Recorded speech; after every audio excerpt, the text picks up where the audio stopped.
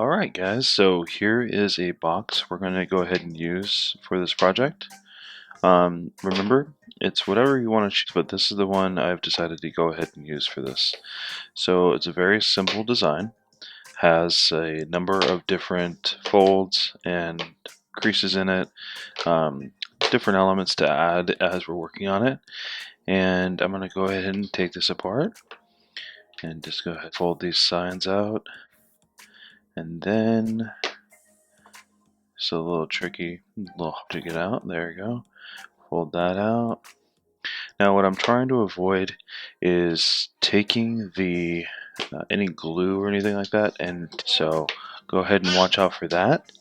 And as you fold it out, just go ahead and what I would do is bend back those creases a little bit, just so it lays a little bit flatter.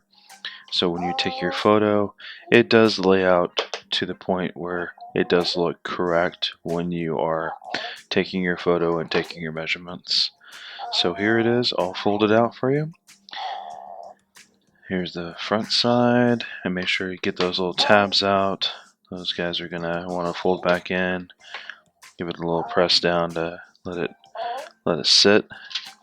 Okay, and then you're pretty much all set to go from here.